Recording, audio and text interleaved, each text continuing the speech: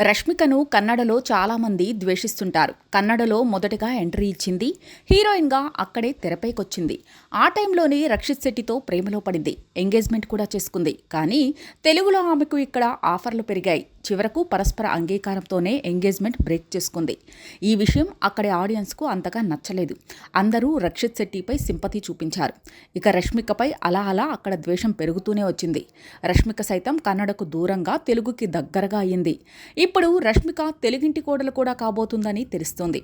ఇక ఇలాంటి టైంలో రష్మిక తాజాగా తాను హైదరాబాద్ నుంచి వచ్చాను అని స్టేజ్ మీద చెప్పినట్టుగా ఓ వీడియో చక్కర్లు కొడుతోంది. దీంతో కన్నడిగులు రష్మిక మీద ఆగ్రహం వ్యక్తం చేస్తున్నారు. కన్నడ నేల మీద పుట్టి ఇలా హైదరాబాద్ నుంచి వచ్చాను అని చెబుతోంది అంటూ కన్నడ ఫ్యాన్స్ ఆమె మీద మండిపడుతున్నారు. అయితే రష్మిక ఫ్యాన్స్ మాత్రం ఆమెకు సపోర్ట్గా నిలుస్తున్నారు. రష్మిక ఎప్పుడూ కూడా తన జన్మస్థానం గురించి, కూర్గు గురించి చెబుతూనే ఉంటుంది.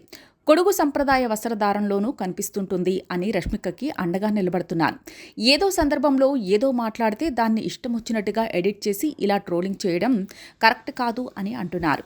ఇదే చావా ప్రమోషన్లో రష్మిక ఎన్నోసార్లు కూర్గు నుంచి వచ్చాను అని చెప్పిందంటూ వీడియోలు షేర్ చేస్తున్నారు.